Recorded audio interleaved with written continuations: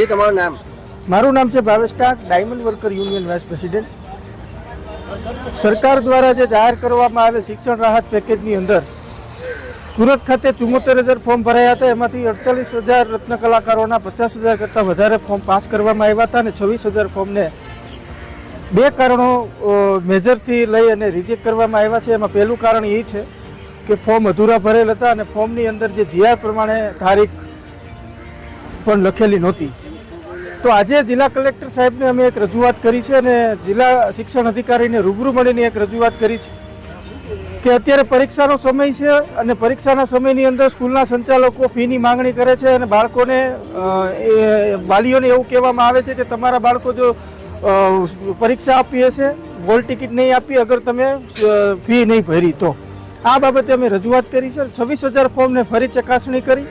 રત્ન કલાકાર 2 વર્ષથી આ પીસાઈ રહ્યો છે અને 2 વર્ષથી આ મંદિરના માર હોવાના કારણે આ 26,000 જે રિજેક્ટ કરવામાં આવ્યા છે એને ફરી ચકાસણી કરી અને તમામ લોકોને લાભ આપવામાં આવે, જેથી કરી રત્ન કલાકારોના બાળકોનું ભવિષ્ય ન બગડે અને વાલીઓ અને શાળા સંચાલકો ની વચ્ચે ઘર્ષણ ઊભું ન થાય. એ બાબતે આજે અમે આખી કમિટીને રજૂઆત કરી છે કે જે 26,000 ફોર્મ છે એને ફરીવાર ચકાસણી કરી તમામ રત્ન કલાકારોને લાભ આપવામાં આવે એવી રજૂઆત અમે કલેક્ટર સહિત જિલ્લા શિક્ષણ અધિકારી અને ઉદ્યોગ કેન્દ્રની અંદર અને સુરત ડાયમંડ એસોસિએશનમાં પણ કરવામાં આવ્યું છે. કારણ એક બે જ અમને મેજર તપાસની અંદર અમે જાણવા મળ્યા છે કે એક અધૂરા ફોર્મ હતા અને બીજું કારણ એવું હતું કે જીઆર પ્રમાણે તારીખો નહોતી લખેલી.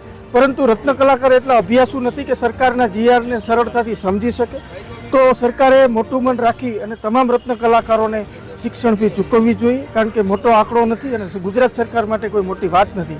તો મોટું મન રાખી માનવતાની દ્રષ્ટિએ સુરતની અંદર જે 26,000 ફોર્મ રિજેક્ટ કરવામાં આવ્યા છે એ તમામને શિક્ષણ ફીનો લાભ મળે એવી રજૂઆત અમે આજે કલેક્ટર સાહેબને કરી છે.